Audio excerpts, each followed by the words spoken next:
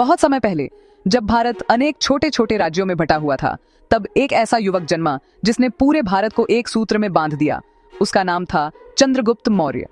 कहानी शुरू होती है मगध के एक छोटे से गांव से, जहां एक गरीब परिवार में चंद्रगुप्त का जन्म हुआ। बचपन से ही उसमें कुछ अलग बात थी, तेज दिमाग, अटूट साहस और अपनी मातृभूमि के लिए गहरी लगन। लेकिन किस्मत ने उसे आसान रास्ता नहीं दिया था। वह गरीबी में पला बढ़ा, कभी कभी पेट भरने के लिए दूसरों के यहाँ काम भी करता था। एक दिन उसकी मुलाकात हुई एक महान गुरु से, आचार्य चाणक्य से। चाणक्य ने उस बच्चे में एक भविष्य का सम्राट देखा। यदि तुम अपनी कठिनाइयों को शक्ति बना लो तो तुम भारत का इतिहास बदल दोगे। और बस वहीं से शुरू हुआ एक महान सफर। चाणक्य ने उसे राजनीति, युद्ध कला और राज्य नीति का ज्ञान दिया। दोनों ने मिलकर नंद वंश के अन्यायी शासन को समाप्त करने की योजना बनाई। लंबे संघर्ष, रणनीति और अनेक बार असफलताओं के बाद अंततः चंद्रगुप्त मौर्य ने नंद वंश को परास्त किया और ईसा पूर्व 321 में मौर्य साम्राज्य की स्थापना की। धीरे धीरे उसने उत्तर से लेकर दक्षिण और पूर्व से पश्चिम तक अपने साम्राज्य का विस्तार किया। चंद्रगुप्त ने एक ऐसा प्रशासनिक तंत्र बनाया जिसमें कानून, न्याय और जनता की सुरक्षा सर्वोपरि थी। फिर समय आया उसके पुत्र बिंदुसार का, जिसने अपने पिता की विरासत को आगे बढ़ाया और साम्राज्य को दक्षिण भारत तक फैलाया।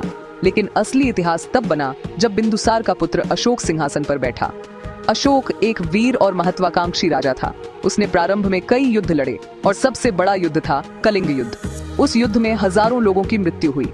जब अशोक ने युद्ध भूमि पर लाशों के ढेर और रोते बिलखते बच्चों को देखा तो उसका हृदय कांप उठा। वह राजा, जो अब तक जीत को ही अपनी ताकत मानता था, अब शांति को अपनी शक्ति मानने लगा। उसने हथियार छोड़ दिए और बौद्ध धर्म अपना लिया। फिर उसने अपने साम्राज्य में प्रेम, करुणा और अहिंसा का संदेश फैलाया। उसने धर्म चक्र को अपनाया और अपने आदेश पत्थरों पर खुदवाए, जो आज भी भारत के गौरव की पहचान है। मौर्य साम्राज्य अपने चरम पर पहुंचा। यह न केवल भारत का बल्कि विश्व का सबसे बड़ा साम्राज्य बन गया।